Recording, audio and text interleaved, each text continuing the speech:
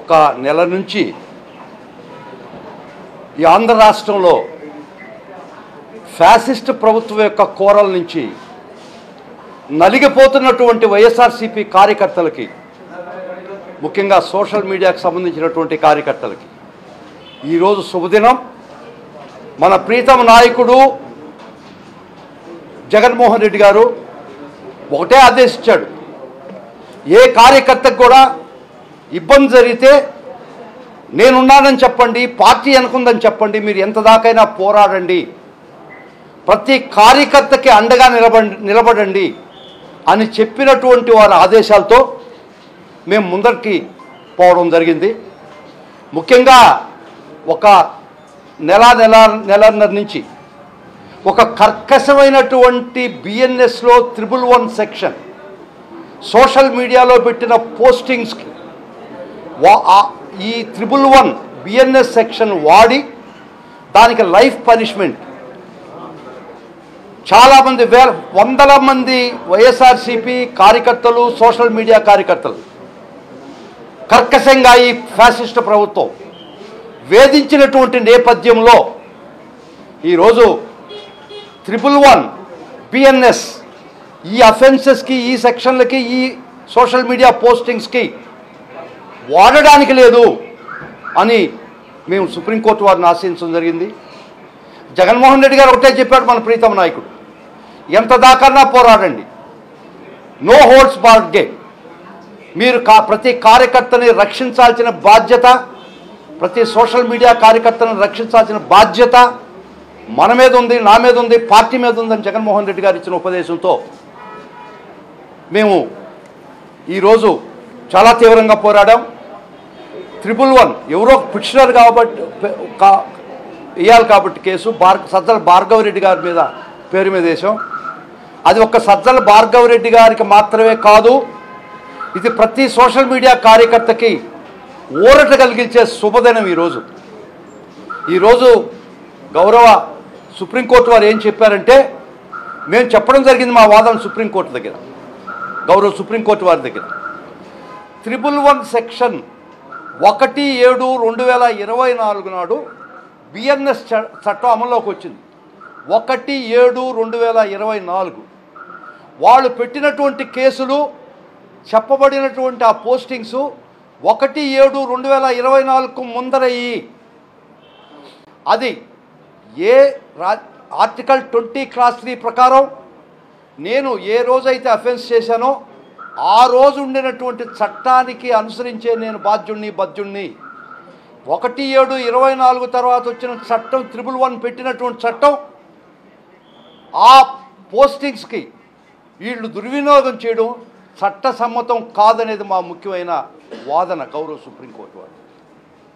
మరియు ఒక 111 సెక్షన్ పెట్టాలంటే గత 10 సంవత్సరాల కింద ఆ ముద్దాయి మీద 2 ఛార్జ్ షీట్లు మినిమం ఉండాలి.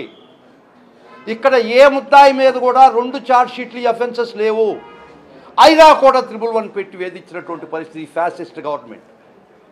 ఖచ్చితంగా చెప్తున్నాను, ఇది ఫ్యాసిస్ట్ ధోరణి, ఫ్యాసిస్ట్ పోకడ మాత్రమే. 111లో చెప్పబడినటువంటి ఏ అంశానికి కూడా వైసీపీ కార్యకర్తలు, సోషల్ మీడియా పోస్టింగ్ పెట్టిన కార్యకర్త ఏ కార్యకర్త కూడా ఆ చట్టం కింద రాడు అనేది మా ప్రధానమైనటువంటి వాదన. గౌరవ సుప్రీంకోర్టు వారు మా వాదనలు మన్నించి ఏ కేసులో కూడా ఏ ముద్దాయి మీద కూడా కంటిన్యూయింగ్ అఫెన్స్ కింద 2 ఛార్జ్ షీట్లు ఉన్నాయా? లేవే.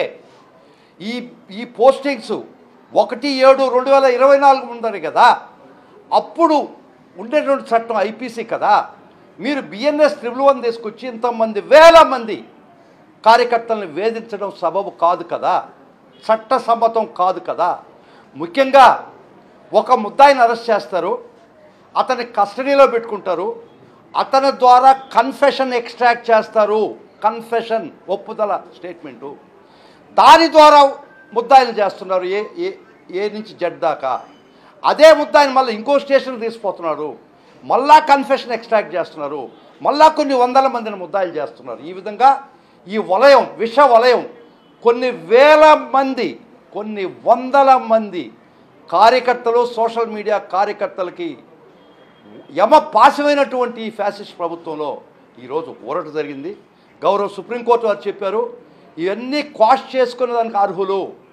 క్వాష్ ఇవన్నీ గ్రౌండ్స్ మీరు చెప్పినవన్నీ ఖచ్చితంగా క్వాష్కి అర్హం కాబట్టి మీరు గౌరవ ఏపీ హైకోర్టుకు పోయి క్వాష్ పిటిషన్లు వేసుకోండి.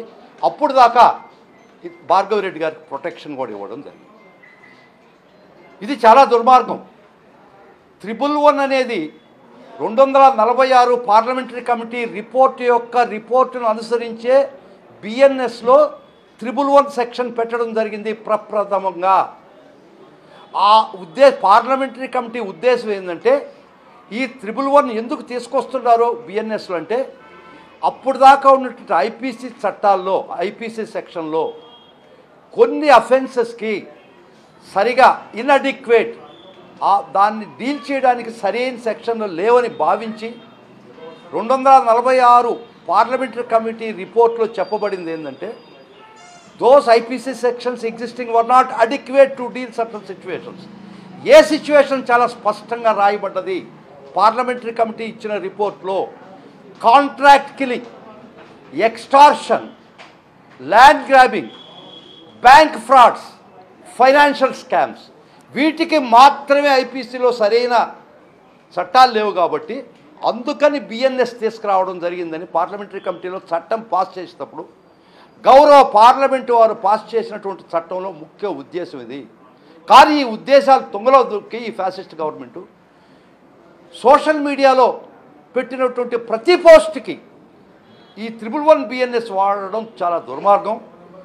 ఇది ఖచ్చితంగా ఈరోజు గౌరవ సుప్రీంకోర్టు వారు ఇచ్చినటువంటి ఊరట వరం. దీనికి కారణం జగన్మోహన్ రెడ్డి గారు ఆదేశానుసారంగా ప్రతి కార్యకర్తను మనం రక్షించుకోవాల్సిన పరిస్థితి ఉందన్న. ప్రతి కార్యకర్తకి మనం రక్షణగా వలయంగా నిలబడాల్సినటువంటి సమయం ఆసన్నమైందన్నటువంటి వాళ్ళకు ఆదేశంతో ఇంత దూరం పోరాడాం. ఖచ్చితంగా ఈరోజు శుభదినం. ప్రతి కార్యకర్తకే భరోసా ఇస్తున్నాం. పార్టీ తరఫున జగన్మోహన్ రెడ్డి గారి తరఫున భరోసా ఇస్తున్నాం.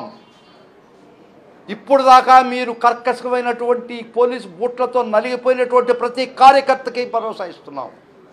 ఇంక ఆటలు సాగనివ్వం. ఇది మొదలు మాత్రమే. This is the beginning, this is not the end. ఈ గౌరవ సుప్రీంకోర్టు వారు ఇచ్చినటువంటి ఊరటను పురస్కరించుకొని ప్రతి కార్యకర్త మీద పెట్టినటువంటి బిఎన్ఎస్ సెక్షన్ 111 ప్రతి కేసు కూడా క్వాష్ చేయిస్తామని మీ అందరికీ జగన్మోహన్ రెడ్డి గారి తరఫున నేను ప్రమాణం చేస్తున్నాను. కాబట్టి కార్యకర్తలారా, జరిగిపోయింది గతం గత. వేధింపులు పడ్డారు, జైళ్లలో మగ్గారు, భార్యాబిడ్డలు చూసుకొని నెలల కాలం అయింది మీరు మీ కుటుంబంతో మీరు గడిపి. ప్రతి ముద్దాయిని మల్టిపుల్ ఎఫ్ఐఆర్స్, ఒక ముద్దాయిని ఒకే పోస్టింగ్కి 20 కేసులు పెట్టినటువంటి సాదృశ్యం ఉంది. ఇది ఎక్కడైనా చూసావా? ఏ ప్రభుత్వంలో అయినా చూసావా? ఏ చట్టంలో అయినా చూసావా? ఒక పోస్టింగ్కి ఒక ముద్దాయిని అన్ఎండింగ్ పెరీనియల్ ప్రాసెస్, ఊరు తిప్పి స్టేషన్ తిప్పి మీరు కేసు పెట్టడం దుర్మార్గం కదా.